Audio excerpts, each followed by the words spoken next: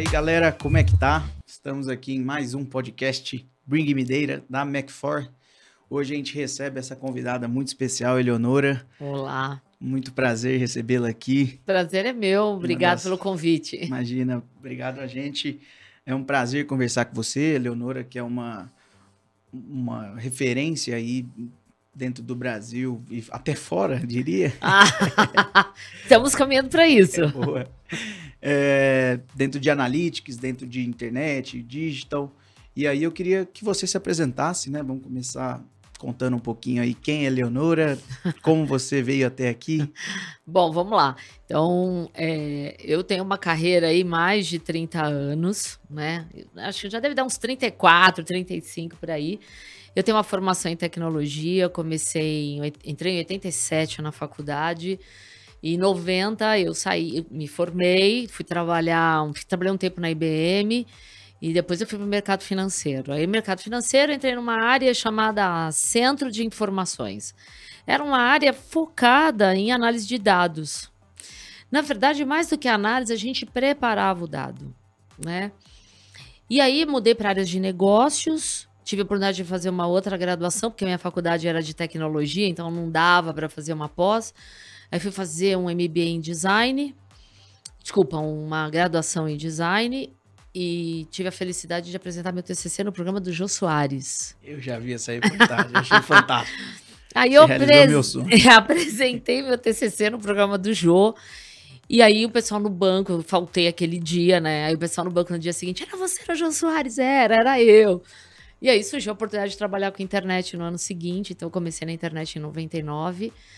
E logo no começo da internet, já surgiu a oportunidade de trabalhar com dados, né? Olhando os dados da internet.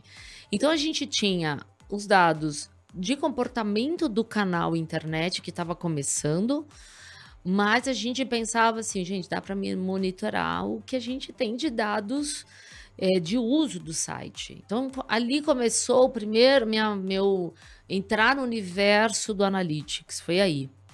Aí, fusão, né, já estava no Unibanco nessa época, fusão com o Itaú. 2011, a gente resolve montar um super site no Itaú, reformular tudo.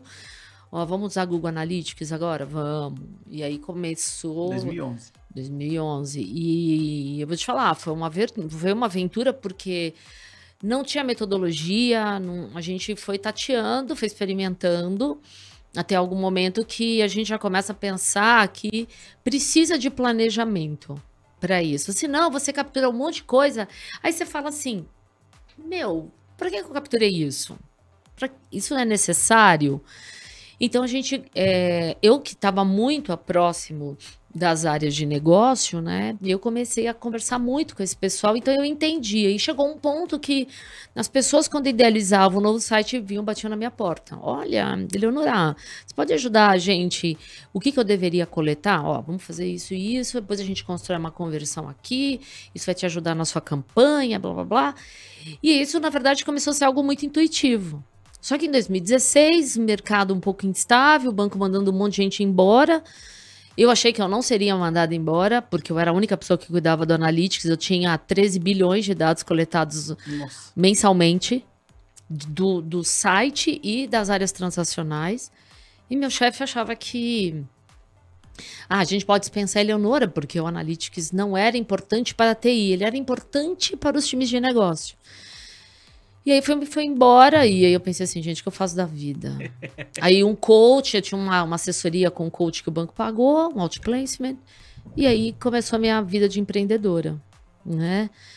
E aí começam clientes pequenininhos, surgem as oportunidades nas faculdades, porque também não tinham profissionais que entendiam da parte técnica do Analytics e que entendiam da área de negócio. Então esse é um perfil muito híbrido e muito difícil de se encontrar. Só que meus 24 anos de banco foram isso.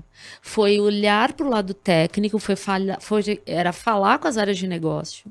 Então, isso me ajudou a ter uma linguagem muito mais simples sobre o tema.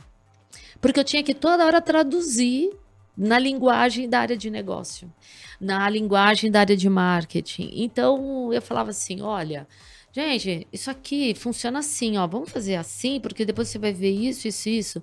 Tá ótimo pra você? Tá perfeito. Então, aí essa repercussão foi aumentando enquanto eu estava dentro do banco, aí eu comecei a atender Chile, Argentina, Paraguai, Uruguai. Então já fazia um papel, né, já tinha um alcance, né, de América Latina com esse trabalho. Mas acabou não dando certo e eu fui embora, né? E aí começam as aventuras com aulas e tudo mais. 2019, eu recebi o convite para palestrar no RD Summit. E eu falei, vou falar de analytics. Meu, vai ter uma sala lá com umas, sei lá, 500 mil pessoas. Aí o pessoal do RD fala assim para mim, então, a gente tem uma notícia muito bacana para você. Sua palestra foi muito favoritada. Aí eu, mesmo? Mas que sala que eu vou palestrar? Não, você vai para plenária. Eu, plenária? O que é isso? Não, é o palco principal. Quantas pessoas? 5 mil. Eu falei, nossa, gente, vocês estão zoando. É um palco de show de rock, 3 telões de 20 metros. E eu sou a atriz principal. E eu vou estar lá? Você vai estar lá e você vai ser a primeira palestra do evento. Eu falei, gente, se não bastasse eu estar num palco, eu sou a primeira palestra. Imagina, é uma responsabilidade em dose dupla, né? E aí acho que foi aquele momento que o mercado começou a me conhecer. Pra você ter uma ideia, naquela época eu devia ter uns 3 mil conexões no LinkedIn, hoje eu tenho 14. Então é um crescimento aí de mais ou menos 400%, entendeu? Leonora, e contextualizando, assim, naquela época, quais que eram os desafios, assim, de você, mulher, nessa área de dados, né, que era uma área já pouco explorada? Conta um pouquinho pra gente como que foram os desafios nesse âmbito, assim. Olha, quando eu entrei no banco, em 91, eu caí numa área que, assim, acho que deviam ser umas 50, 60 pessoas. Tinha eu e uma outra mulher. Na época da faculdade, nós também... Eu acho que, assim, talvez a minha turma já era uma turma até que tinha muita mulher. Claro que a grande maioria era homens, mas, vamos dizer assim, numa classe com 50 alunos, nós éramos umas 8, entendeu? Mas a gente tinha um problema na FATEC quando eu entrei. A gente não tinha banheiro. A gente só tinha banheiro no térreo. Então, quando eles perceberam que tinha muita mulher, eles tiveram que começar a reformar o prédio. A gente entrou com um pedido, a gente fez um baixo-assinado do tipo, gente, a gente precisa de banheiro nesse prédio. Que era o prédio onde a gente ficava. Tanto que quando eu assisti aquele filme Mulheres Além... Como que é? Estrelas Além do Tempo, Sim. que era das mulheres da NASA, eu falei, gente, o que aconteceu com aquelas mulheres aconteceu com a gente na vida real. Situação, né? Do banheiro que eles quebram. Eles tiveram que quebrar o banheiro, sabe? Refazer o banheiro pra gente. Então, quando eu entro... Eu fiquei um tempo na IBM. A IBM já tinha uma coisa, assim, um mix, mas eram poucas as mulheres que tinham uma posição mais... vamos dizer assim, privilegiada, né? Então, no banco era muito difícil. Meu chefe, muitas vezes, não conseguia compreender como é que eu conseguia fazer meu trabalho no final do expediente e tá tudo pronto. Era muito engraçado, né? Porque na cabeça dele, achava que eu, por ser mulher, talvez não conseguisse fazer o trabalho, ser produtiva, Sim. né? Quando eu vou para áreas de negócio, aí a coisa muda. Mas mesmo assim, as pessoas falam assim, não, mas ela é de TI, ela manja da história, fala lá com ela, né?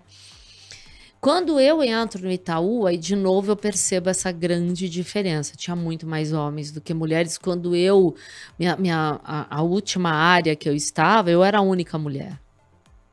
E eu cuidava de algo que era um pouco mais superficial na visão, porque eu estava numa área de segurança. Então, o pessoal de segurança está preocupado com fraude, é coisa importante, super importante. Por que os dados de analytics estavam lá? Porque sempre havia um receio de coletar um dado sensível de cliente. Entendi. Né? Então...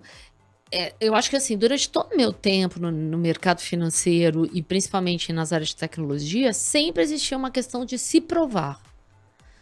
Né? Eu vivia isso constantemente. Só que às vezes o fato de você se provar, você no fundo vai além dos outros e aí você se torna uma ameaça. Então às vezes eu sentia isso meio velado, entendeu? Então sempre foi muito difícil. Então toda hora eu dizia, não, porque às vezes eu me irritava, não, porque você se exalta demais. Então você não serve para ser gestora, entendeu? Eu ouvia esse tipo de coisa. Ah, é porque você se exaltou. Infelizmente ainda é comum, né? Ah, infelizmente ainda é comum, né? Então, hoje eu não, entendeu? Hoje eu sou dona, sabe, do meu negócio. Então não tem ninguém para mandar em mim. Sabe, se eu tô um dia cansada, eu chego pro cliente e falo assim, olha, gente, hoje eu não... E eu realmente, eu tive alguns momentos de a saúde, sabe, falar mais alto. Olha, preciso realmente me ausentar, tal. Porque se fosse em outro caso, assim, ela tá com frescura, entendeu? Só que hoje eu tenho uma carga horária de trabalho muito maior. Só que tem um detalhe, eu não me canso porque acho que eu tô fazendo algo que eu curto, entendeu? Legal. Essa é a diferença. Muito boa. E assim, falando um pouquinho, né, de como que era antes, como que é hoje. Antigamente, essa área era chamada Centro de Informação, né? O que hoje a gente chama de BI. De Business Intelligence. E eu queria que você contasse um pouquinho como que foi essa evolução, né? Porque você falar de 20 anos atrás, o que era uma informação? Acho até mais, né? Mais do que 20, eu acho. Porque isso sabe o que foi? Foi em 91. Nós estamos falando de 30 anos, entendeu? Então, na época, ninguém... Só pra ter uma ideia, né? A internet nasceu em 91. A gente não... Quem falava de internet? Gente, a internet era um negócio que estava surgindo nos Estados Unidos, ali, né? Na verdade... Muito além da nossa alçada, né? A primeira internet, na verdade, o primeiro site nasce na Suíça, num laboratório chamado CERN, e é um britânico que faz isso, né? Então, ninguém falava de internet. A internet era um negócio de uso acadêmico, né? Opa! A gente tinha um negócio para uso acadêmico. Então, o que a gente tinha? A gente tinha informações na época de desempenho do caixa eletrônico. O telefone ainda não era um negócio ainda integrado, né? Vamos falar um negócio omnichannel, né? Então a gente tinha caixa eletrônico e a gente tinha agência. A gente não tinha tanto dado do telefone. O telefone era ainda um mundo à parte, com uma base própria. Então, o que essa área de centro de informações fazia? Cada área de produtos do banco chegava para a gente e falava assim, olha, eu tenho essa base, eu queria cruzar esses dados com algumas outras informações do banco. Vocês têm? A gente tem. Então, eu tenho aqui uma base atualizada de agências. Uhum. Eu tenho aqui uma base de metas estipuladas para cada agência atingir. Então, a gente trazia eu cruzava esses dados. Na verdade, eu fazia um papel de DBA. Então, imagina eu, na verdade, entrando no mercado e falava assim, gente, mas será que eu cruzo esse dado com ele? Será que é importante? Porque a gente não tem essa visão. Sim. Então, quando eu tinha uma visão do contexto, isso para mim me ajudava muito. E é uma coisa que eu falo muito hoje. Qual é o contexto? O que você precisa de informação? Porque senão as pessoas vão querer coletar tudo. Chegar uma hora, falam assim, mas o que é essa informação? Para que eu vou usar isso? Então, a gente tinha esse problema. Então, quando a gente começou com isso, uma das áreas que via grande utilidade nesse tipo de cruzamento dos dados era a controladoria do banco. Então, a controladoria era a área que media os resultados, que depois gerava o balanço. Então, tinha algumas equipes que davam suporte ao time central da controladoria. Então, era muito bacana, porque a gente sabia o quanto o banco estava performando e quanto das metas estipuladas para o ano ele estava conseguindo atingir. Então, ele mudava a estratégia. Claro que a mudança era um pouco mais lenta, mas a gente já estava com uma interface que todo mundo que tinha acesso podia ver os gráficos, os relatórios, né, os dashboards, que ainda era tudo telinha verde. A gente está falando de tela de fósforo, a gente está falando de um IBM, aqueles terminais IBM gigantescos, entendeu? Então, a gente está falando de mainframe. Isso não existia em PC. A gente falava de PC. Eu cheguei a testar os disquetes de Microsoft Office. Nossa. Excel, Word e PowerPoint. Meu chefe chegou para mim e falou assim, chegou esses disquetes aqui, acho que eram uns 30 disquetes. Está lá na sua máquina? Como é que a gente pode usar isso? Tá bom, né? Eu conhecia a Lotus. 1, 2, 3. Eu falei, tá bom, vou testar. Comecei a mexer com Excel. Aí eu falei assim, olha, esse negócio é bacana. E aí eu fui fazendo tanta coisa, chegou uma hora que eu falei para ele assim, ó, precisava de um curso. Mas eu acho que já não preciso mais do básico. Aí eu consegui fazer um curso avançado de Excel. Isso deve ser 94, por aí. E aí, é a hora que esse período é um período que eu migro para as áreas de negócio e ali a gente já começava a perceber que essa informação não chegava para todo mundo no banco. Ah, é? Não era um negócio, era muita controladoria que tinha. Então, assim, eu estava na área lá de PJ e o pessoal queria saber o seguinte, então, quanto que tá, como é que tá o resultado, como é que a gente avalia a performance do produto de contas a pagar, ou boleto, geração de boleto. Então, a gente tinha uns boletos, precisava descobrir se o cara estava emitindo um boleto, por exemplo. Imagina que eu estou emitindo várias fichas de compensação, num valor de R$20. Gente, R$20, o banco ganha quase nada naquilo, né? Então, eu fazia esse tipo de análise. Quais eram as empresas que geravam melhores números, melhores boletos, quem tinha o melhor ticket médio. Quando eu vou para a internet, essa linguagem, ticket médio, quando eu entro mais assim, mais próximo do mundo do e-commerce, começa a falar de ticket médio, para mim, sabe assim, eu troquei um meio por outro, Sim. Mas as métricas continuavam ali. Então, eu acompanhei o momento que o banco começa a integrar todos os canais para falar de um negócio chamado, que a gente começou a chamar de Omnichannel, mas a gente tinha um negócio totalmente integrado. Então, a gente tinha uma área de BI que consumia todos os dados aí já de telefone também. Então, tinha caixa eletrônico, telefone, agência, o próprio já tinha cliente. Essa integração, a gente já começou cruzando. indo para esse momento. E aí começam a se falar de DBM, Database Marketing. A gente começa a falar disso. Eu me lembro que isso foi mais ou menos 96, 97, já começa a falar desse tipo de coisa. E aí era legal, porque a gente começou a perceber que outras áreas... Então, entrou o pessoal do CRM, dizendo, olha, esse cliente consome muitos produtos, esse cliente não consome, mas esse cliente, por exemplo, esse cliente comprou um carro, a gente ofereceu seguro para ele? Não ofereceu. Poxa, podia pedir para o gerente dizer, olha, você não quer um seguro? Para não categorizar como uma venda casada, a gente abordava esse cliente às vezes depois. Então, isso começou a integrar. Só que eu já não estava mais nessa área de centro de informações. Essa área de centro de informações, esse conceito foi absorvido pelo famoso DBM. E aí era muito legal, porque a gente, quando entrou a internet recebia esse anúncio. Então eu entrava, imagina que eu tivesse, sei lá, um dinheiro parado na conta. O cara falava assim, olha, investe no CDB, investe não sei daqui, investe no fundo. Hoje em dia a gente vê isso, né? Mas eu vi isso acontecer pela primeira vez. Eu vi o alerta de celular acontecer. E é isso que é bacana, pela né? primeira vez. Então, eu falo nas aulas, eu falo assim, gente, eu nunca imaginei que eu ia ser a memória viva de sair do disquete de 9 polegadas, sabe aquele flip mob, para usar a nuvem. E eu passei por tudo isso. Eu tive aquele tijolão, aquele celular tijolão. Hoje a gente tem smartphone, entendeu? Então, eu vi tudo isso acontecer, sabe? Então, é muito engraçado você falar assim, nossa, eu sou memória viva. E agora eu já estou vendo inteligência artificial, né?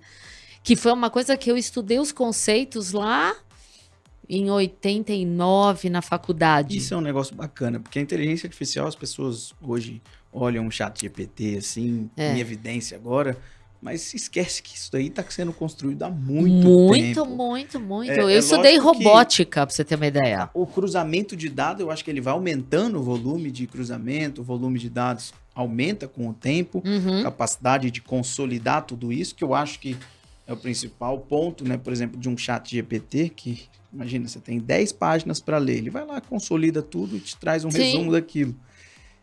Mas isso vem de muito tempo, né? Não é algo novo. Não. E eu me lembro que quando eu fiz aula de inteligência artificial, o professor falava assim, ó, o tempo de... E eu usava disquetes de 5 e 1 disquete de 5 e 1 quarto. Aí era muito engraçado que o nosso professor da época, né, falava assim, olha,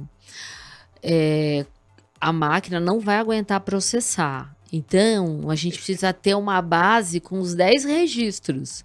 Tudo bem? Tudo bem. Aí a gente construía uma base e aí fazia uns programinhas. Então, assim, era uma linguagem muito diferente. Nem lembro o nome disso, mas a gente fazia e rodava o programinha. Então, você dava um run, porque não tinha interface com Windows. Era DOS, no DOS mesmo, entendeu? Uhum. Então, eu editava o programa, dava um run no nome do programa e eu perguntava uma coisa para o programa e ele me respondia. Por quê? Porque ele consultava uma base. Sensacional. Sabe? Então você fala assim, gente, eu construí um programa de inteligência artificial. Eu achava que era um máximo, né?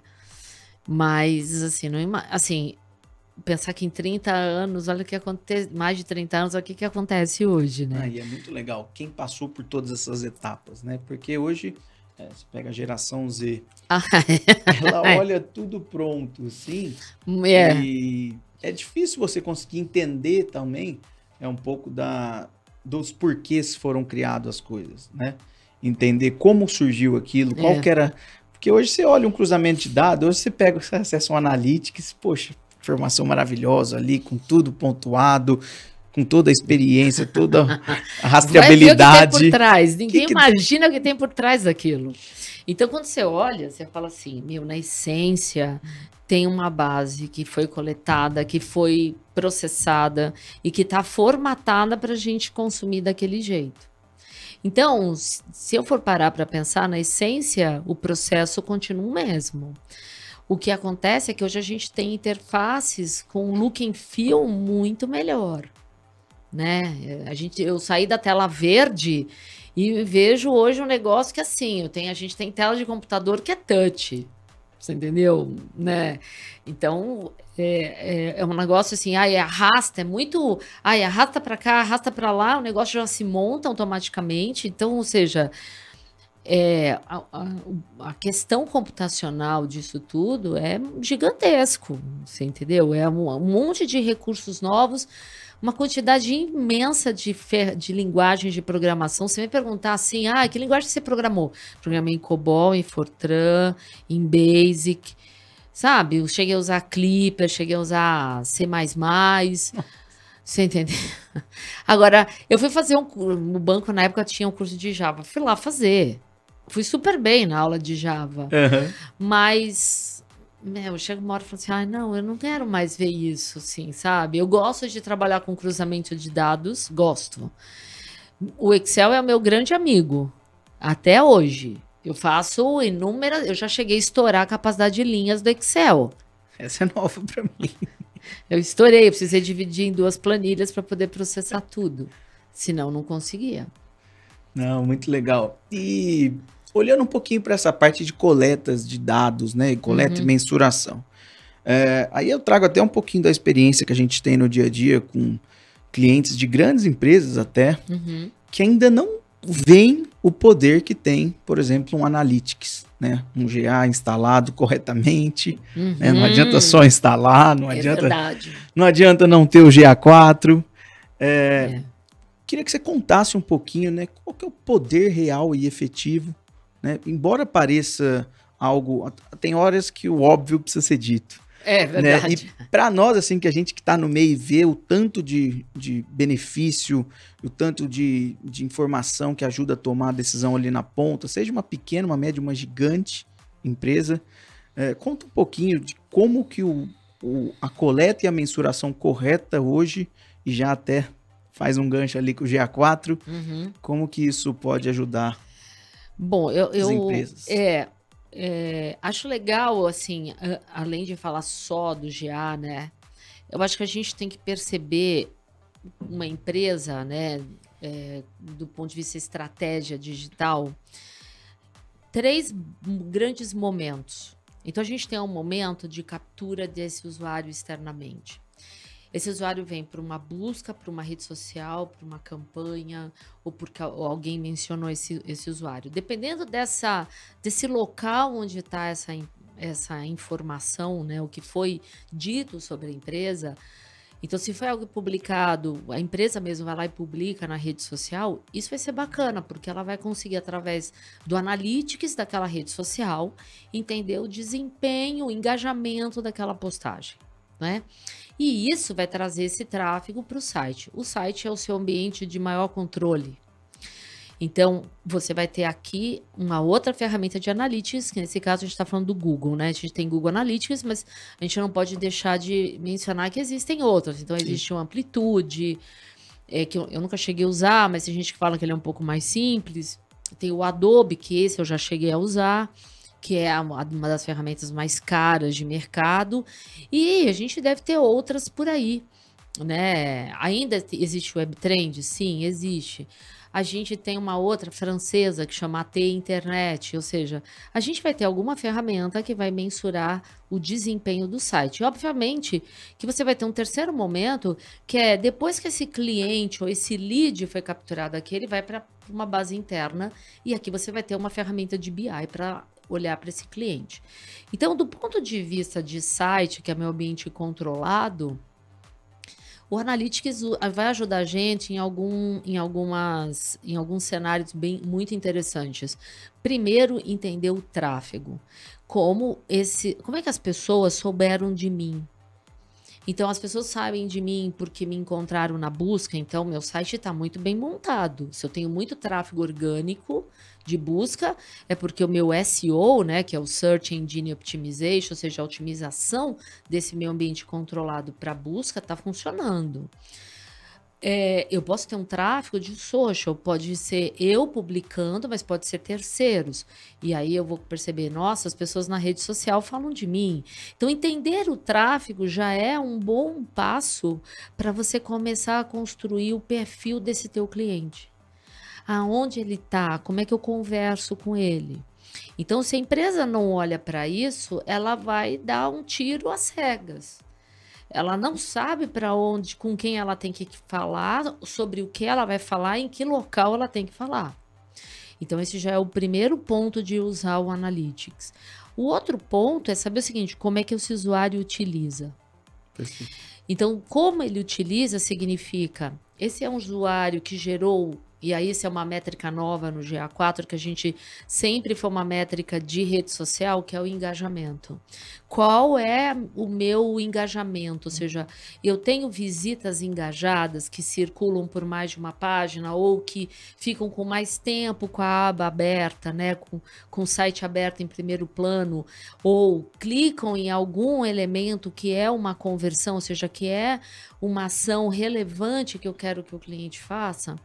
Então, esse já é um ponto, assim, entender o comportamento. E aí, falar de conversão é também falar o seguinte, os pontos que eu tenho de interação com o cliente, seja para eu capturar o e-mail dele para uma newsletter futura, ou porque ele veio fazer um download de alguma coisa que eu estou entregando, ou ele está vindo efetivamente fazer uma compra, né? Ele está comprando algo no meu site, ou fazendo um pedido, se eu sou um B2B, ou seja, eu estou preenchendo, eu ofereço um formulário para o usuário solicitar um serviço ou coisa do gênero.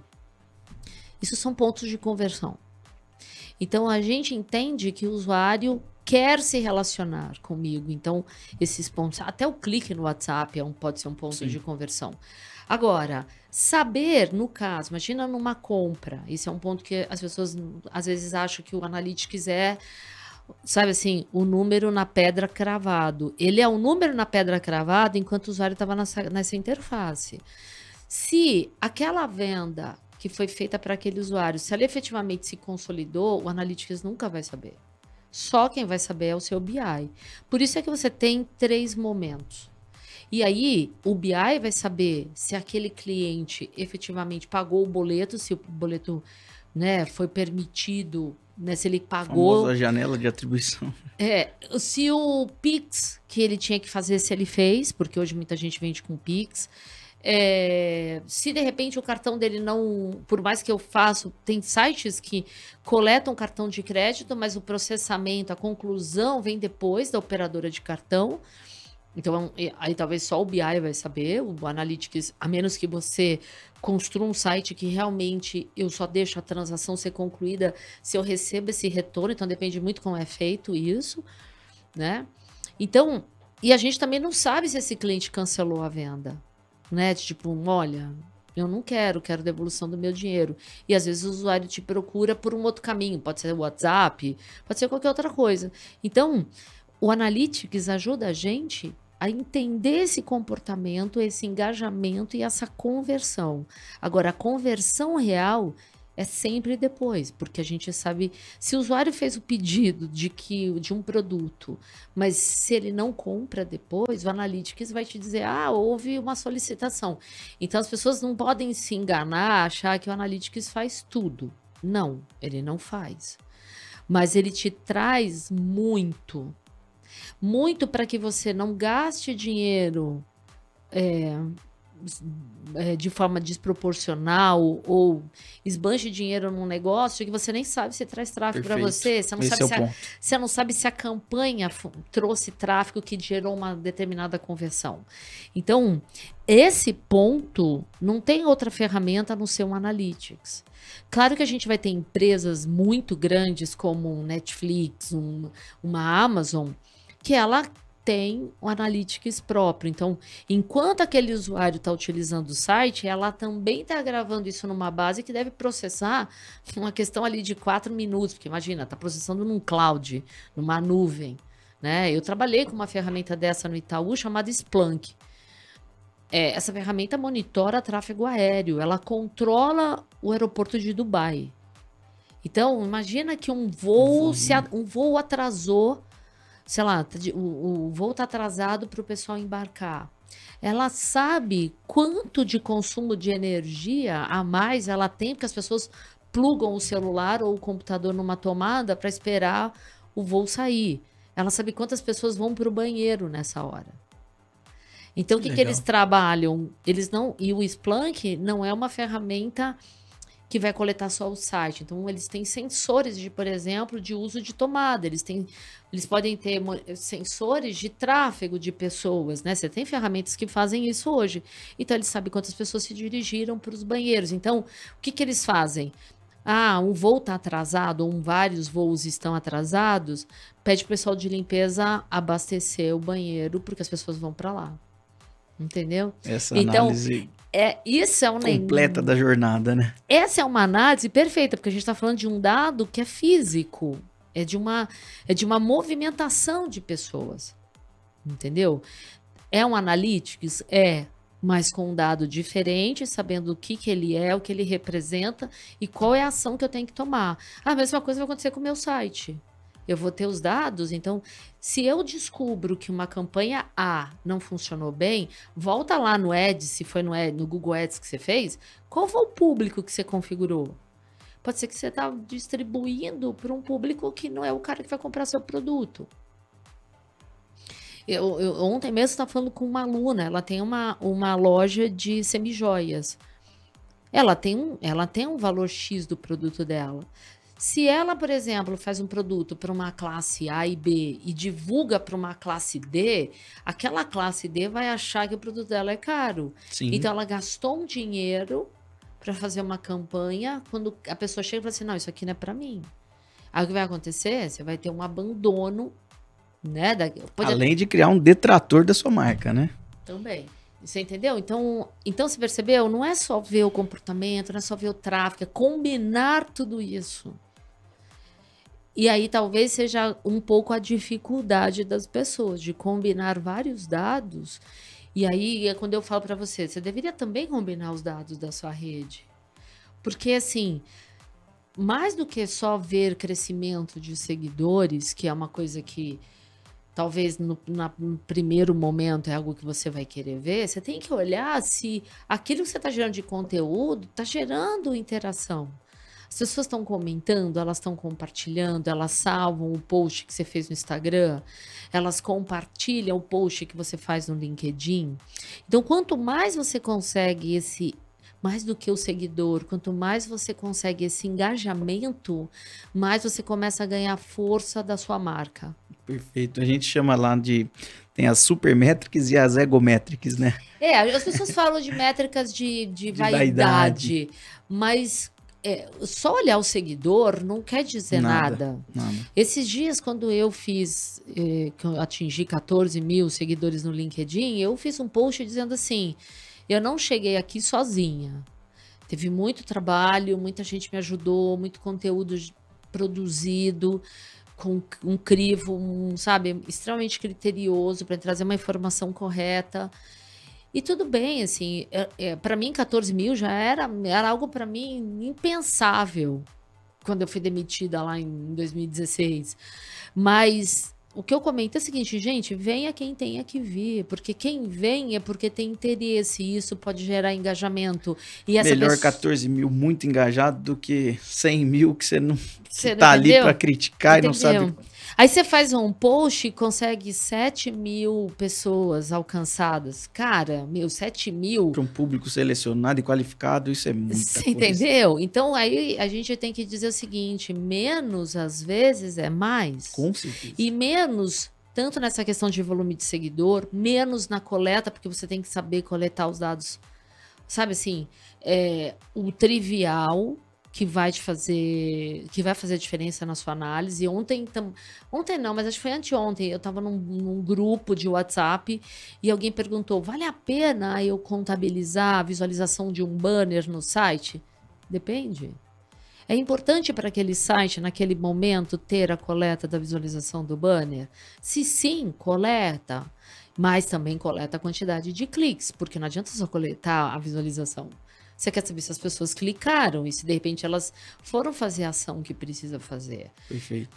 Não adianta você ficar, eu vou coletar a quantidade de visualização de banner. Tá bom, o que eu faço com isso? Exato. É o que eu falo muito isso, né? Às vezes a gente conversa com algumas empresas e as pessoas, uns só coletam, outros só mensuram e ninguém interpreta. Né? Eu falo, cara, não adianta também você coletar, ter um número absurdo de informação ali e não saber interpretar e não saber dar um fim para isso. E não é só isso, Thiago. Sabe qual é o ponto? Você também exagera na coleta e aí compromete a taxa de amostragem na ferramenta. Perfeito. Então, eu falei para o cara assim, olha, é importante você coletar? Coleta. Essa pergunta é sensacional. Eu falei assim para ele assim, coleta, né? Só que assim, por que não coletar por um tempo? Porque você já sabe qual é o comportamento. Você já sabe qual é o famoso CTR dos banners que você põe na home. A média de CTR, sei lá, é 15%. Tá bom. Se alguém quiser colocar, você fala assim, olha, mais ou menos 15% de quem visitar o site vai clicar. Você pode criar uma taxa de conversão desse tipo. Porque aí, se alguém quiser colocar, já sabe que é mais ou menos 15%. Você entendeu? Que quem vai ver aquele banner vai clicar.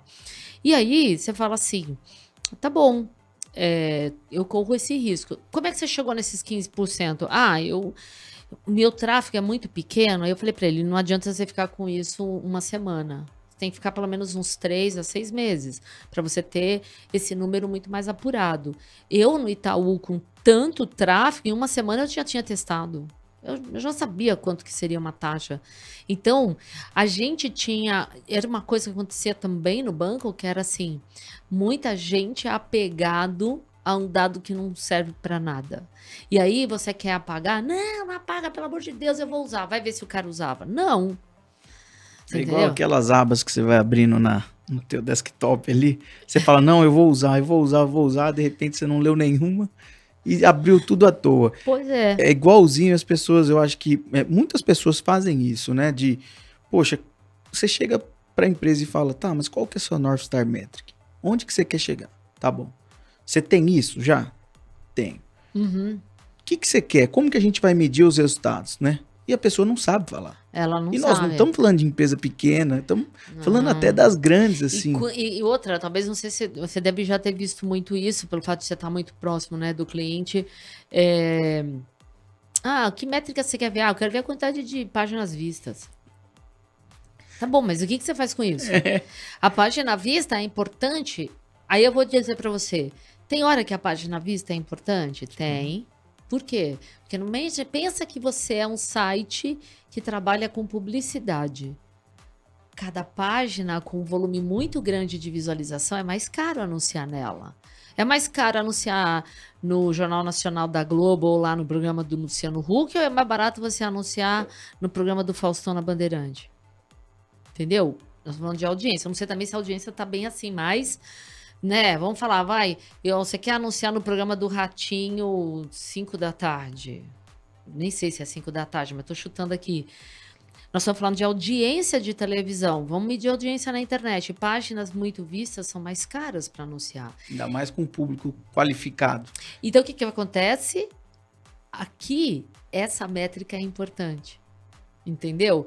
Então, a gente precisa entender qual é o contexto estratégico daquele. Aí a gente precisa entender contexto e estratégia daquele site para eu saber qual é a melhor métrica para medir um resultado.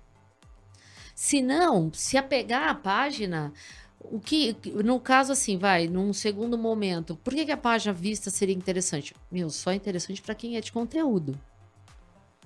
Entender por que aquela página é pouco vista. Poxa, como é que é o tráfego para aquela página? Como é que as pessoas chegaram? Olha, aquela página nunca... Se alguém chegou por um acesso, sei lá, chegou por uma rede social, mas passou por outras páginas e depois visitou essa. Aí você fala, essa página nunca é uma página de entrada. Ela nunca é uma landing page. Então tá faltando o quê? Tá faltando fazer referência se ela é uma página relevante. Então, aí a gente volta para um conceito do Analytics, que a Digital Analytics comenta, que é você olhar o passado para melhorar o futuro. É você olhar um passado para melhorar a experiência do usuário. É o que a gente deveria pensar, usar o dado, usar essa informação, de certa forma, secundária, para melhorar a experiência dele. E aí, se ele melhora a experiência, sempre consegue melhorar, inclusive, a conversão. Muito. Quando os dados, né, hoje eu acho que ele nos ajuda muito a entender. Eu acho que a jornada, antigamente, ela tinha as etapas ali e a gente hoje divide essas etapas, porque a gente tem muito mais informação e divide em micromomentos toda aquela. Imagina que tinha aquele funil ampulheta, funil, e hoje virou até um funil ampulheta. Mas você consegue ter muito mais acesso às informações, você consegue rastreabilizar, ter uma rastreabilidade maior, e aí você consegue depois usar isso ao teu benefício. Então, eu acho que as pessoas hoje talvez não entendam, algumas pessoas ainda não entendem o quanto que o poder desses dados consegue impactar desde a tua aquisição até a tua entrega final. Sim. Né? Você consegue ter um público melhor, você consegue ter um público mais engajado, você consegue atrair pessoas mais qualificadas que no final vão comprar de você. E eu acho que tudo isso vai movimentando o uso dessas informações e aí no final você consegue atingir a tua métrica principal ou a tua métrica que você queira. Leonora, eu queria que você falasse um pouquinho do GA4, tá? Ele que vai ser todas as outras versões, né? Em julho vão sair, só vai poder ter o GA4. Conta pra gente um pouquinho aí dele. Bom, o GA4, na verdade, uma comunicação pública dele aconteceu em 2020. E a gente falou assim, o Google vai demorar uns bons tempos para tombar isso, né? A gente achava que pelo menos... na minha visão, eu achava que ele ia levar uns 4, 5 anos para tombar. Nós estamos falando de 3, né? Bom, e aí, acho que a primeira mudança que a gente vê no GA4 é um prestígio maior para a métrica de usuário. A gente não tinha esse prestígio para essa métrica antes. Porque no outro GA a gente falava muito de sessão, porque a nossa taxa de conversão era medida com base em sessão. Então, quando o Google começa a trazer o usuário, ele diz para o pessoal que ele tem uma precisão melhor para identificar esse usuário. Então, qual é essa precisão? Eles chamam isso de Google Signals, então ele entende o login daquele usuário naquele navegador, entende o comportamento dele, entende qual é a máquina que ele está utilizando para garantir essa unicidade. Então, quando ele consegue descobrir que você voltou ali, se você obviamente não apagou o cookie, porque o cookie ainda existe, e a gente está falando de um cookie primário, a gente não está falando de cookie de terceiros, que esse em algum momento vai nos abandonar, né? Tem uma movimentação aqui para que a gente fala assim, ai, fim dos cookies. Não vai ter cookie, não, gente, vai. Mas eu só vou ter meu cookie primário. O cookie do meu site. Agora, o cookie do meu site, o vizinho não vai enxergar. Não, então é isso que vai acontecer com esse cookie de terceiro. Então, a gente... Né? Então, imagina, assim, vou dar um exemplo. Que é o first party. O first party data que é o que fica. Tá. Os third, esse que é o do terceiro, esquece. Ele vai morrer em algum momento. Então, o que acontece, né? Só explicando, fazendo uma palhinha do third data, né? É quando, na verdade, imagina... Eu não vou citar marcas, mas imagina que eu entrei num site e procurei um tênis. Aí a outra marca, a outra loja, sabe que eu tô procurando aquele tênis, ela começa a me ofertar. Por que ela sabe? Porque ela lê o cookie do vizinho. Então eu brinco com o pessoal assim, manja aquelas ruas, manja aqueles barcos americanos que você não tem muro, não tem nada.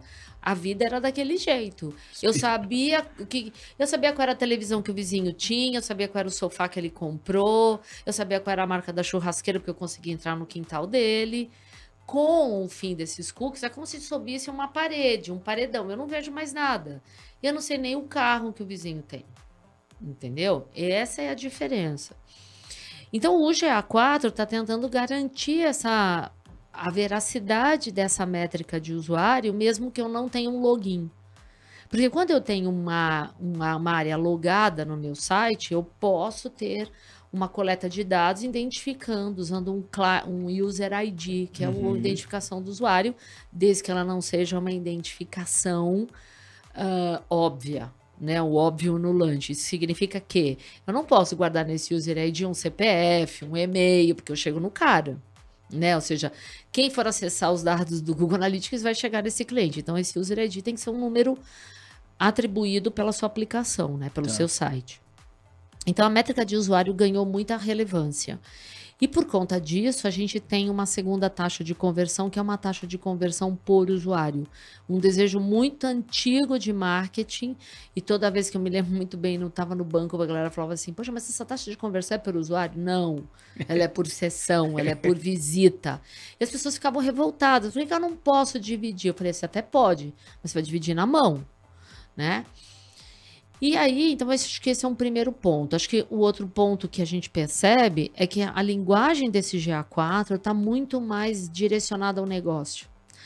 Só que na contrapartida, a gente tem poucos relatórios pré-moldados.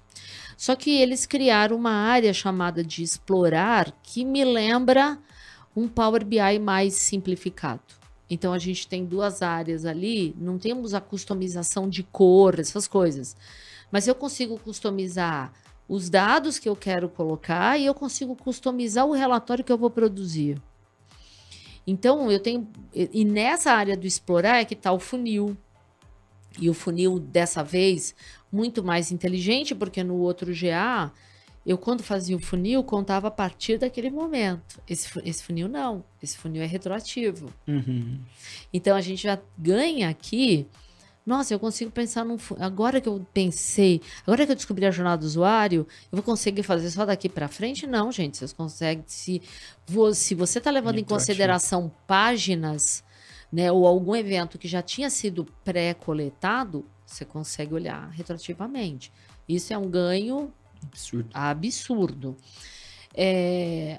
E eles colocaram, por exemplo, a parte de cohort, que é quando a gente acompanha um usuário ao longo do tempo, o que ele faz. Então, você começa a perceber o engajamento também para uma determinada ação.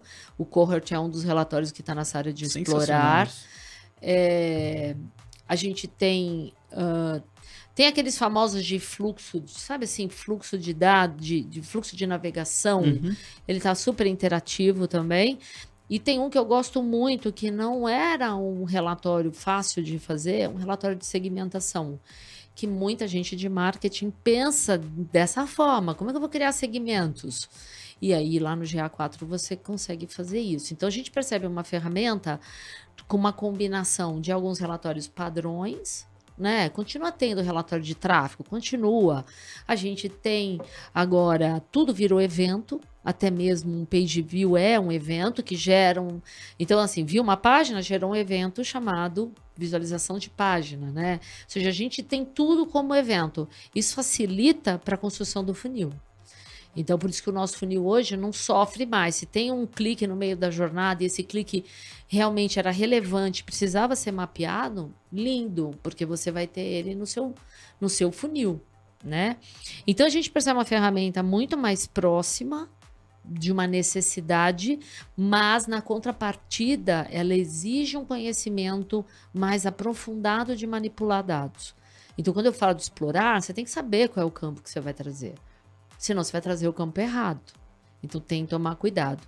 Outro conceito que você chegou a comentar aqui um pouco antes, de modelo de atribuição, o que é o modelo de atribuição para quem não conhece isso, que eu acho sempre válido. O modelo de atribuição consegue trazer o peso de uma ação, que no caso aqui é uma conversão,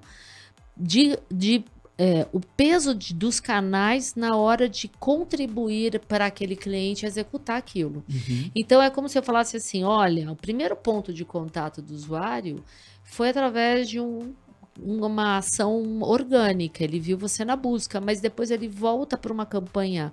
Ele passa por você por diversas vezes, mas no final ele vem por uma rede social e compra.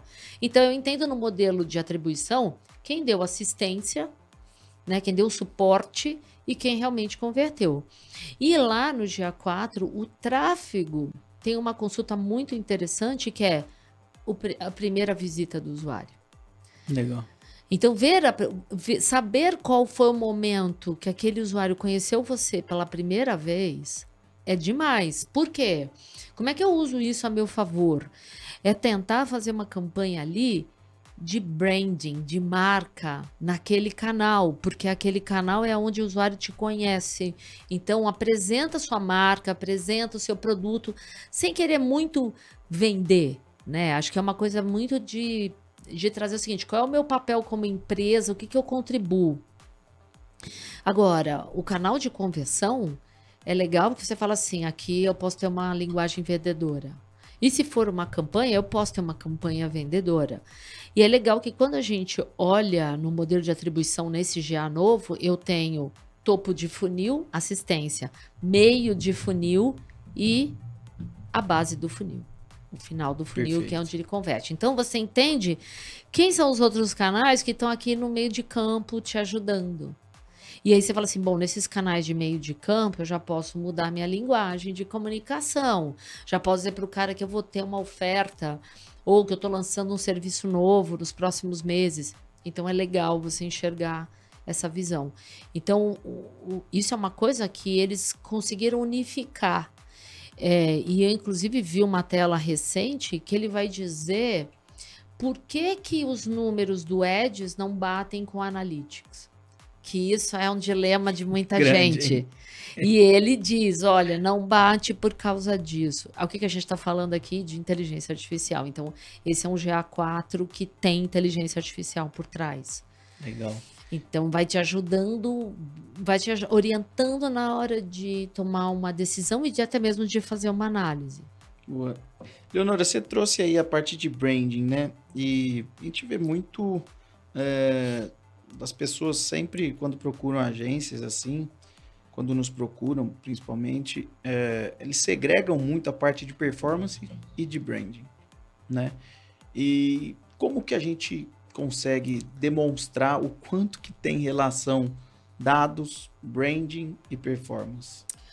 Olha, isso é uma história assim, quase um outro podcast, né? Mas eu vejo o branding, eu vou trazer talvez um pouco muito da minha experiência, né? Antes as pessoas não me conheciam, né? E começaram, assim, eu fui crescendo ao longo do tempo, as pessoas me conhecendo. E eu acho que teve um ponto que foi muito importante, que foi a hora que eu comecei a trazer algo muito relevante para aquele público. Então, quando a empresa consegue fazer isso, ela vai aumentando essa interação.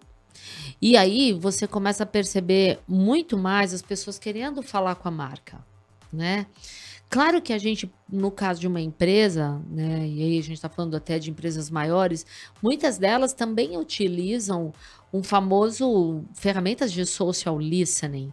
E essas ferramentas de social listening também me permitem não só perceber a interação através das redes sociais, mas percebe também a interação em outros caminhos que não mencionaram você com arroba, mas falaram da sua marca, ou falaram do seu produto. Então, quando você percebe, eu acho que é aquele velho ditado, né? Não é o falem mal, mas falem de mim, mas é o falem, né? Falem bem e falem de mim.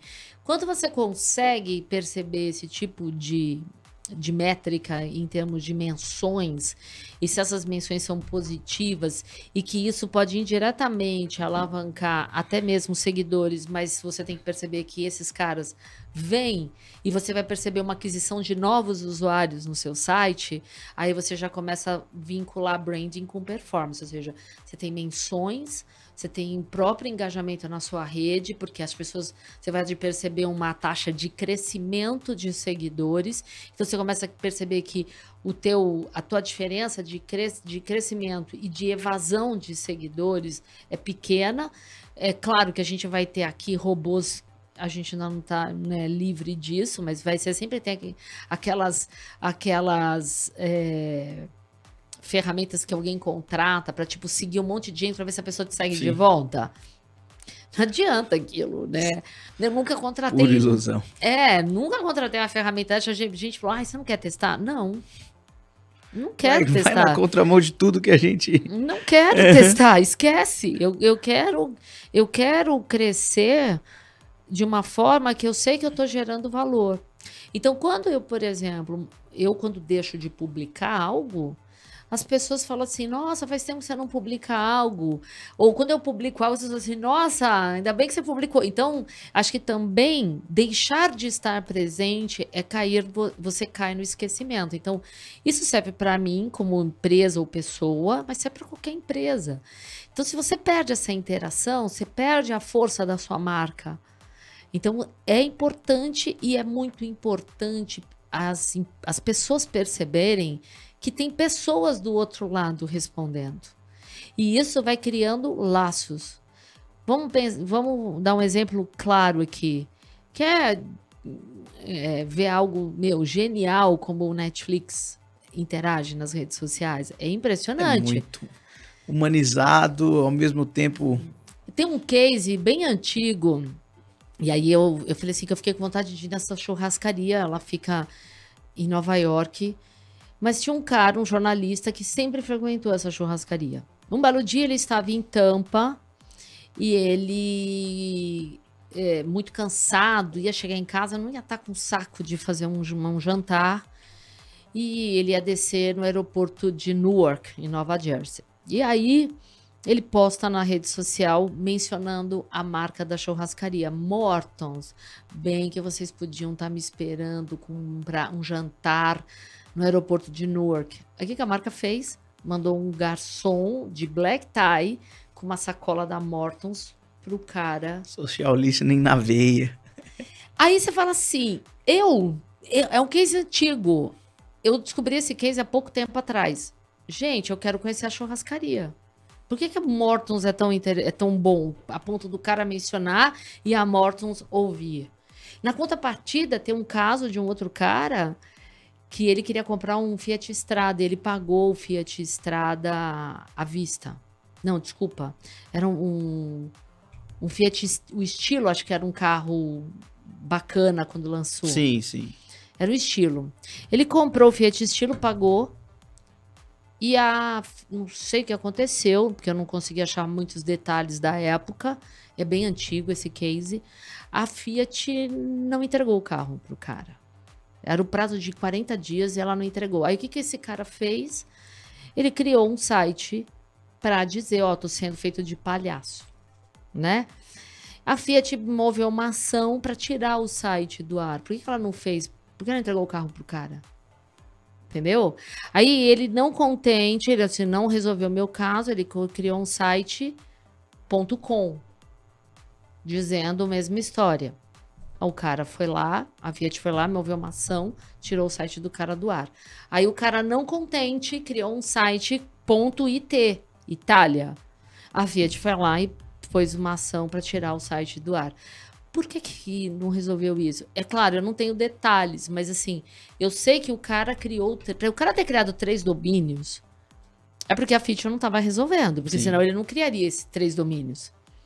Entendeu? Se eu fosse outro montador, eu já criava um outro site, já agora, dava para ele. Não vamos longe. Lembra agora no Big Brother, teve um negócio desse e isso caiu como... Teve uma história que assim, quem estava patrocinando era a Chevrolet e parece que teve alguém na rede social que mencionou a Fiat. E a Fiat falou, não, a gente vai te dar um carro. Aí todo mundo, blá, blá, blá, isso é balela, isso é combinado. Então, quando a história é combinada... ela perde o sentido. Além de perder o sentido, conta de uma forma negativa. É diferente de você ver a churrascaria atender o cara. A Smirnoff Ice também teve um problema. Ela mudou o sabor do Smirnoff Ice, todo mundo começou a xingar. A Smirnoff Ice foi lá e fez um novo e conversou com cliente a cliente para dizer, olha, tá aqui a Smirnoff Ice que você sempre gostou. E mandou o Smirnoff Ice pro cara. Aí você fala assim, tá bom, o que esses caras fizeram? Branding? Olha, eu assim, aconteceu uma coisa comigo que foi engraçada, acho que foi logo no começo da pandemia, eu queria fazer um curso de Analytics, eu não tinha curso próprio meu, né? Aí eu fiz um post, 3 linhas no link. Queria criar um. Queria montar um. De Google Analytics ainda Universal. Gente, eu queria criar um curso de Google Analytics, quem quer? Né? Aí todo mundo, eu quero. E aí, na época, eu conheci um cara chamado Cristiano Santos, que o cara é top voice LinkedIn, um cara genial. Aí o Cristiano falou assim, ele falou assim pra mim, Léo, é muito importante para você ganhar engajamento e criar essa proximidade com o público, é interagir com eles.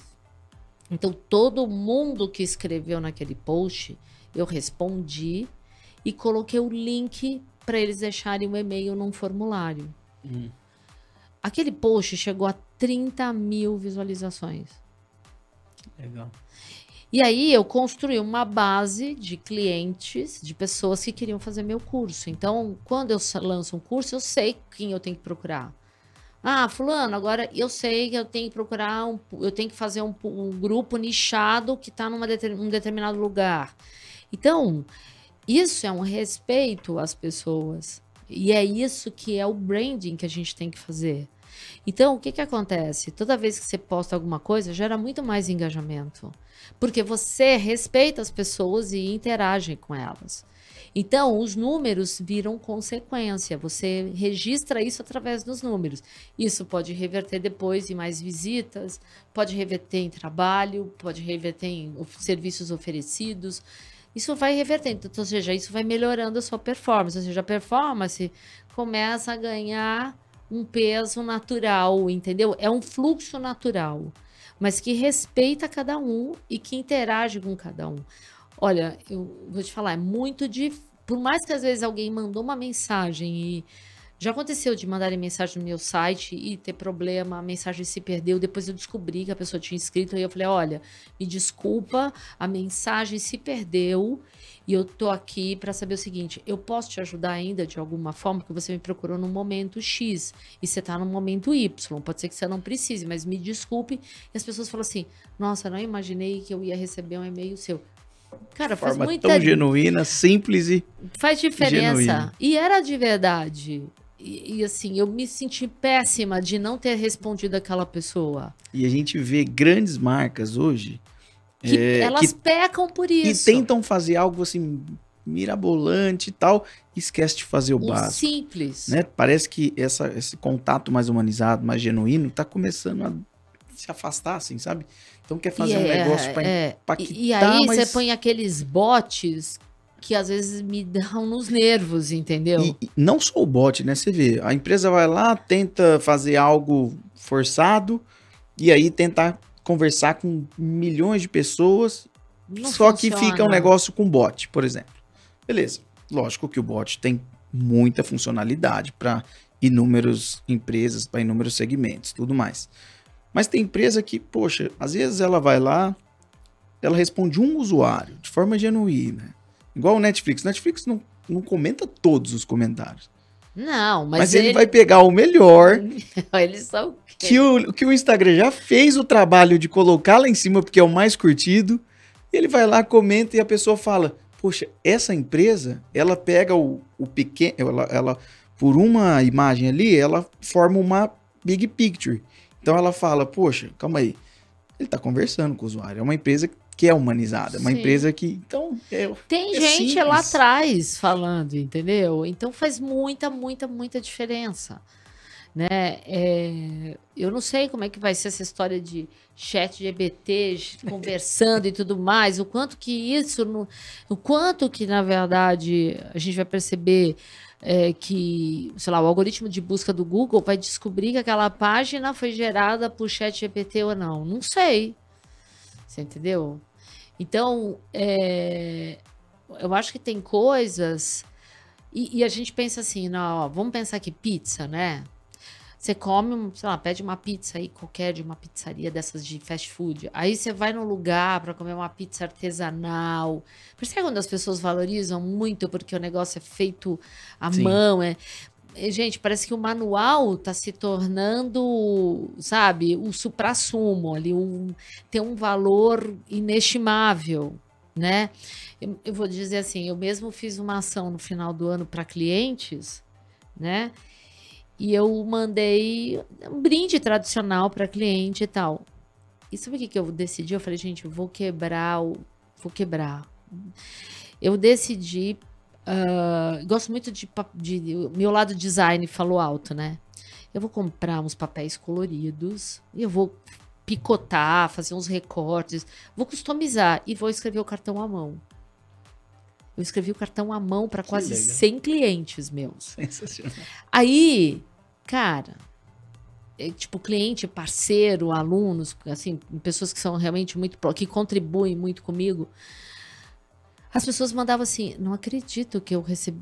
As pessoas não comentavam, achavam o brinde legal, mas que as pessoas todas comentaram, faz muitos anos que eu não recebo uma carta à mão.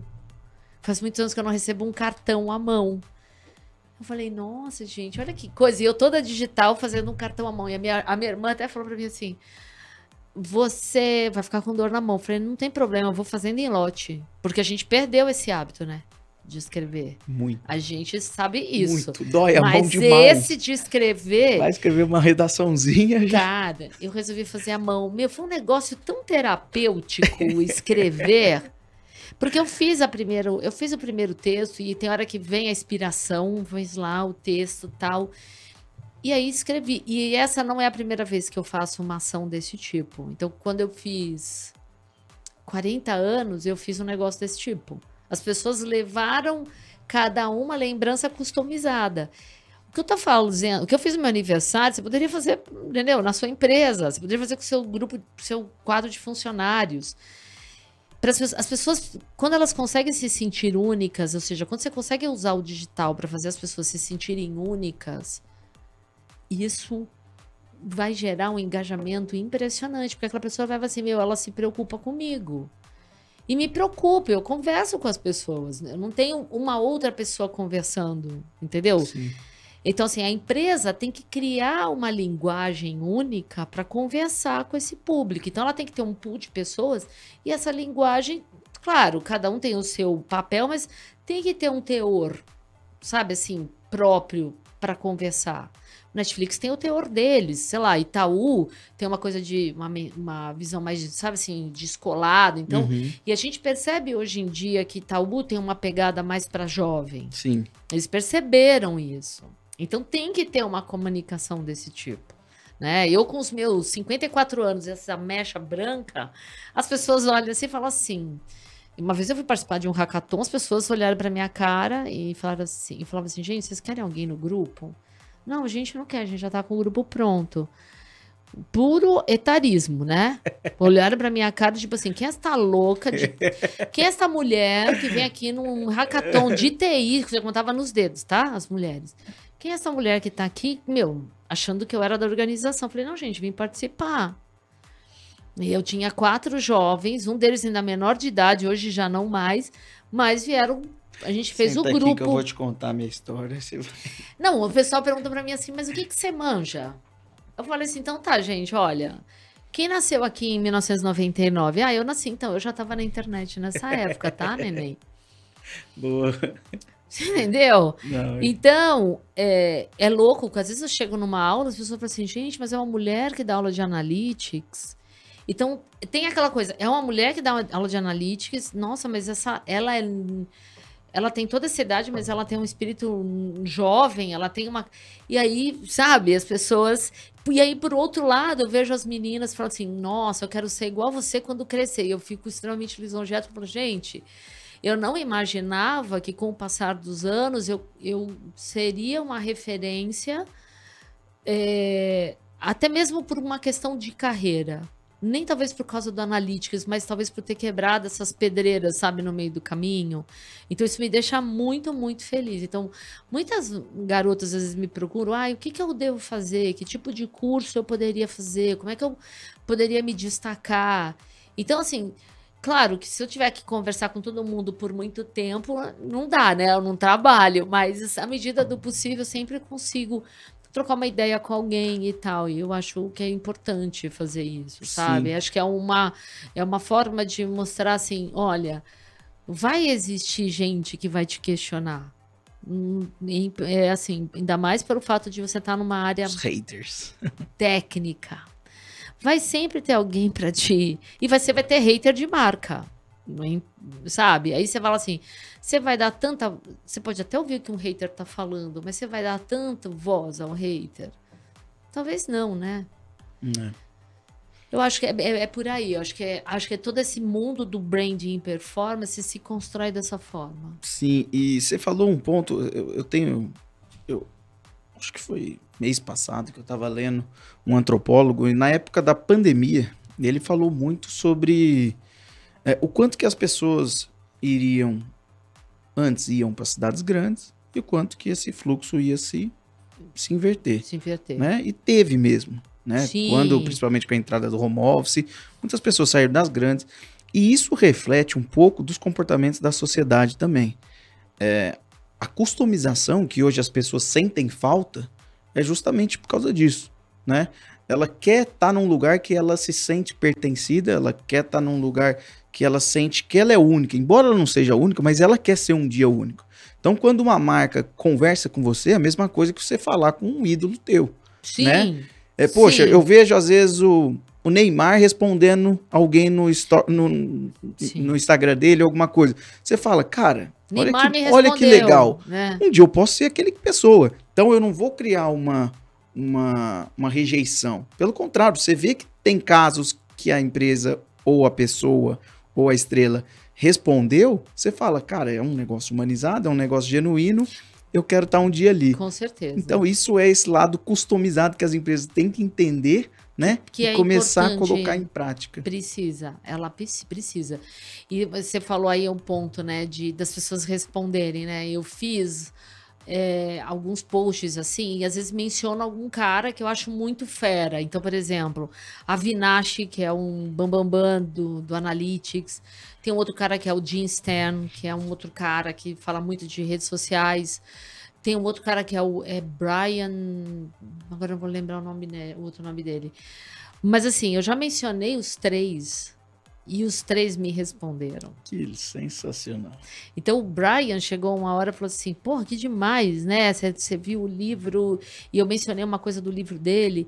O Jim Stern, para ser mais ainda, né? O Jim Stern é o presidente da Digital Analytics Association. Só para os ouvintes entenderem, é a mesma coisa que eu amo futebol, consegui conversar com o Neymar. E ele me notar. Então, o Jim Stern é o presidente da Digital Analytics Association, que estabelece os padrões de analytics para ferramentas, né? Padrões de métricas que precisam ser capturadas. E eu, um dia, numa reunião, eu participando da Digital Analytics Association, eu participo, né, da associação, o Jim Stern estava na reunião e eu mandei uma mensagem, falei, cara, eu uso o seu livro na minha aula. Aí mostrei o livro. Aí ele falou assim, me passa seu endereço. Cara, ele me mandou um livro autografado, que nem tem aqui no Brasil, um livro em inglês, que eu falava assim, meu, não tô acreditando, o cara mandou um livro autografado. Não vou nem relar. E aí, trocando pro Brasil, né? Outra pessoa que eu admiro pra caramba é a Marta Gabriel. E eu tive ela tava no RD Summit do ano passado. E eu falei pra Marta assim, Marta, eu sempre tenho seus livros no digital, mas eu resolvi comprar esse físico, eu quero o seu autógrafo, né? Aí ela autografou pra mim e tal, e eu falei, olha, queria muito tomar um café com você. Aí ela falou assim, tá aqui meu telefone, me liga que a gente marca. Fala assim, cara... Brilhante. Você entendeu? Então, é isso. Não, e aí eu acho que a gente tem que... quando você descobre uma fórmula que dá certo... E aí, acho que eu aprendi muito isso com o Cristiano Santos. O Cristiano faz muito isso. Ele é um cara que consegue... ele atende... Ele fala com muita gente. Muita gente. E a gente percebe que realmente o Cris tem uma coisa humanizada. E ele fala que... é natural e inerente dele, né? Não é forçado. Não é. Isso eu acho E aí demais. eu falei pra ele assim, Cris, mas eu também gosto de falar com as pessoas. Ele falou, então você não vai ter problema. Você não vai ter problema. É uma coisa que eu descobri isso depois, porque eu fui fazer uma análise de coaching com um outro amigo meu, ele chama Caleb Lu. Ele trabalha com a metodologia de pontos fortes, que é uma metodologia da Gallup. E aí, quando eu fui fazer o teste, eu descobri que entre os meus 5 principais talentos existe carisma e comunicação. Então, o carisma é aquela coisa de quebrar o gelo com as pessoas. Eu notei aqui. De quebrar o gelo, mas também de se comunicar. Então, é uma coisa natural minha. Sim. Eu, por exemplo, tive a possibilidade, né, de conhecer o Jô Soares. Eu fui conhecer o Hans Donner na Rede Globo. Eu conheci 2 caras de efeitos especiais em Los Angeles. Um deles ganhou o Oscar de efeitos especiais Um ganhou efeitos especiais no Titanic e o outro ganhou de efeitos especiais no Homem-Aranha 2. Então, mas o que acontece? Você vai ampliando o seu networking, entendeu? Sim. E muita gente aqui, no meu caso, eu como empreendedora, não sabia por onde eu ia fazer. A minha terapeuta falava assim, olha, você é a desempregada mais ocupada que eu conheço, porque você está toda hora interagindo. Então, essa interação, no caso meu como empreendedora, é extremamente importante. Que é uma coisa que é nata que eu gosto de fazer. Agora, a empresa tem que estreitar essa relação com clientes ou com possíveis clientes. Então, na hora que aquele cliente percebe que foi muito bem atendido, esse cara vai dizer para um monte de gente, olha, aquela empresa me atendeu super bem. Ele se torna um advogado da marca. Tem propaganda mais barata que essa? Então, você deu, e aí qual que é o custo disso? Qual você faz um negócio desse? Gente, é mais difícil conquistar um cara desse do que você conquistar um hater. Um hater você consegue com muita mais facilidade. Sim. Então, de novo, os números depois provam isso. Mas tem que ser uma coisa assim, você não tem que... A gente fala, tem que se guiar por dados. É importante. Mas você também tem que plantar para ter um número bom. Perfeito. Você tem que planejar para coletar o dado certo. Para você ter uma boa análise. Porque um monte de gente fala assim, não confio no meu GA. Eu não sei se meu GA está coletando o dado certo. Então, e por que as pessoas? Porque elas não validam. Elas acham que está perfeito. E esse é um ponto que está na mão de tecnologia. Então, se você entrega na mão de alguém de TI para fazer isso e você não valida, você acha que o cara de TI fez tudo certo? Não estou querendo, é minha área, TI. Mas acontece que o TI está entregando para alguém. Alguém tem que depois validar. Ou Sim. chama alguém de TI e fala assim, ô, brother, sister, vem cá. Mostra aqui para mim se você está coletando, tá? Que era aquilo que realmente precisava, senão a gente vai ter que ajustar. E tudo bem. Né? Então, esse é um ponto que no Analytics a gente ainda vai precisar de um profissional híbrido, multidisciplinar, que conversa tanto do ponto de vista técnico quanto do ponto de vista de negócio. E foi isso que eu fiz a minha vida inteira. A minha escola foi essa. Então, Genial. isso me facilitou circular nos dois mundos. Então, quando eu falo com alguém que não entende nada de analíticas, as pessoas falam para mim assim, como é que você consegue falar de um negócio tão difícil de uma forma tão simples? Porque eu consigo simplificar minha linguagem com você. E aí eu falo com o cara de TI, ó, eu preciso disso, disso e disso. Entendeu? Esse é o ponto. Esses dias para trás eu li sobre o profissional nexialista. E Nossa, isso eu nunca ouvi. É um conceito muito legal. Se eu não me engano, foi... Não vou citar o nome aqui, mas porque vai que eu erro, né? Mas eu acho que era do Walter Longo. E é um curso que ele fez e ele fala um pouquinho desse perfil mais...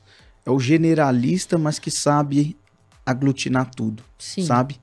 E é exatamente isso, né? Que você saber transitar tanto nessa área de dados, nessa área de negócios, sabe? Igual nós como agência, né? A gente fala muito que a gente transita na área de dados com a área de criação, tenta integrar isso, né? Sim. Que eram áreas muito distintas, exatas, com humanas. Uhum. Então esse é o ponto. Bom, Léo. É isso. Estamos chegando ao fim aqui. Eu queria só finalizar com uma simples pergunta pra gente. O papo tá ótimo, por mim eu estenderia por mais tempo, mas sei que a gente tem agendas após aqui. Eu queria que você falasse resumidamente assim para os nossos ouvintes, que eu vejo que tem muito uma dificuldade das empresas criarem métricas, indicador, KPI, como que juntar isso com os dados. Então, como que você pode dar um norte para essas empresas? E aqui a gente não está falando, mais uma vez, né, só de empresas pequenas. Não, empresas grandes também passam por essa dificuldade. Bom, vamos lá. Para encerrar, então. Quando... Vou voltar lá na minha fase de Itaú, né? Uma coisa que acontecia muitas vezes era as pessoas chegarem na minha porta e elas não sabiam que elas tinham que olhar. E aí eu falava assim, você planejou tal coisa? Não, não planejei. E aí, com o passar do tempo, quando eu fui para aula... Um aluno chegou para mim, eu estava numa aula, um aluno chegou para mim assim, professora, tem um fluxo que seria bom da gente ter na manga para a gente não errar com isso? Eu falei, tem. Qual é o primeiro ponto? O primeiro ponto é a gente pensar o seguinte, obviamente que você tem uma estratégia muito grande para a empresa e você tem o digital participando dessa estratégia. Então, como é que o digital vai ajudar? O digital vai te ajudar a trazer cliente? O digital vai te ajudar a se relacionar com o cliente. Então, quando você descobre isso, você tem que perceber aonde eu tenho pontos importantes no site. Então, eu falo assim, tá bom, ó, meu ponto importante é o clique lá naquele WhatsApp. Meu ponto importante é o meu formulário. Então, quando você descobre aquilo, a primeira coisa que você tem que pensar é na métrica. Qual é a métrica que eu preciso? Eu preciso de quantidade de cliques nesse WhatsApp, quantidade de envios nesse e-mail, quantidade de preenchimento de proposta. Quando eu chego na quantidade, eu cheguei no nível baixo, que é a métrica, e eu sei que precisa de uma tag, que é o time técnico que vai ter que colocar para gerar essa métrica. Tá bom, o que eu faço dessa métrica? Eu tenho que gerar um indicador. Que indicador? Qual o primeiro indicador que vem à cabeça? Uma taxa de conversão. Agora no GA4 eu tenho duas. Qual é o percentual de visitas que clicaram? Qual é o percentual de visitas que fizeram o clique no WhatsApp ou que preencheram o formulário? Mas também qual é o percentual de usuários que fizeram essa ação, né? Então, quando eu tenho essa taxa de conversão, eu tenho um indicador sobre essa métrica, mas que ele não é o suficiente para dizer se é bom ou é ruim. Por isso é que eu falo que você tem que pensar em outros indicadores envolvendo esta métrica para que isso se resolva. De que forma? Vamos olhar se houve taxa de crescimento, ou seja, eu estou trazendo mais público, eu tenho a minha taxa de conversão estável. Então, imagina que minha taxa de conversão sempre foi 10%. Aí alguém se pergunta, gente, mas, porra, 10% nunca sai de 10%? E a gente está trazendo tanto cliente, eu queria que aumentasse. Então, você precisa de uma segunda métrica. Quanto eu cresci de coleta? Então, quando você percebe que você cresceu em coleta, você vai perceber que aquela sua taxa de conversão está estável, porque você está com a mesma quantidade de coleta e com a mesma quantidade de visita, ou com a mesma quantidade de... Então, com a mesma quantidade de usuários. Então, você precisa de um segundo indicador. Quando você combina os dois, você tem aí um KPI. Então, você fala assim, métrica de conversão estável, crescimento, significa que eu estou aproveitando sempre a mesma fatia de quem entrou. Agora, se a minha métrica de conversão cresce, mas a minha taxa de crescimento cai, o que pode estar acontecendo? Como é que o meu crescimento caiu se a minha taxa de conversão aumentou? Provavelmente você caiu em visita também. Então, você precisa ter mais de um, que era o que eu fazia no painel, que eu fazia com o Big Brother no ano passado. Eu acompanhava o Big Brother e à medida que eu fui evoluindo nessas análises, eu fui mostrando para as pessoas, olha, eu não posso ter um único indicador. Então, meu indicador, eu tinha vários indicadores. Eu tinha crescimento de seguidores, eu tinha proporção de menções positivas e negativas, e eu tinha uma taxa de crescimento, eu tinha o volume de seguidores com uma taxa de crescimento de seguidor. Então, eu olhava o número absoluto e olhava o número relativo. Então, a gente se engana que só um indicador é o suficiente. Sim. A gente tem que estar munido de vários para ter certeza que aquela operação está ok. Agora, eu estou falando aqui de uma situação muito simples. Quando a gente fala de e-commerce, eu tenho que olhar se eu tenho taxa de crescimento de receita, se eu tenho uma taxa de crescimento de vendas, se eu tenho uma taxa de crescimento de ticket médio, além de olhar a minha taxa de conversão. Porque quando eu combino todos eles, eu tenho certeza de em que estágio, em que cenário meu e-commerce está. Porque eu posso ter menos vendas, mas eu também tenho menos visitas. Então, eu posso ter uma taxa de conversão estável, mas posso ter gerado menos receita. Aí você fala, como é que eu estou com a mesma taxa de conversão se a minha receita não oscilou? Entendeu? Então, a diferença está assim. Por isso que eu falo que vamos dizer assim, são etapas. É a tag que gera métrica, que gera vários indicadores e que vão te trazer um cenário de performance. Perfeito. Combinando vários indicadores. Aí sim você sabe se o teu objetivo, vamos pensar assim, o objetivo digital está indo bem e qual é a participação dele no objetivo estratégico. Sensacional. Ou seja, você sobe isso, só que a execução, né, na verdade a execução é de baixo para cima e envolve inúmeros times multidisciplinares. Só que a estratégia vem de lá de cima, goela abaixo. Entendeu? Então, se ninguém consegue traduzir isso, essa tag nasce errada a métrica, nasce errada o indicador, o KPI, aí você mostra o resultado, e aí faz um curso comigo, eu falo, gente, essa métrica tá errada. Não, mas a gente tá usando isso pro nosso diretor. Eu falei, então, sinto muito, mas a sua métrica tá errada. Não deixe seu diretor saber disso. Pois é isso. Não, sensacional. Vou querer depois bater mais um papo com você no próximo momento, até para você contar quem não sabe, ela consegue prever os resultados do Big Brother, viu, pessoal? Só fiz uma vez, vai. Com o uso de dados. Mas sensacional, Léo, muito, muito obrigado. Imagina, de coração. Thiago, foi muito produtivo, muito bacana. Espero ajudar o público, né, a audiência com isso, né? Eu acho que é muito legal. Primeiro, desmistificando o uso de dados, e segundo, mostrando que não é um bicho de 7 cabeças, que todo mundo pode ter acesso, basta querer, basta se envolver. Uhum. E é isso aí. Queria agradecer novamente, em nome do nosso público. Muito obrigado. Obrigada a todos. Obrigada a você. Valeu. Obrigada, gente. Valeu.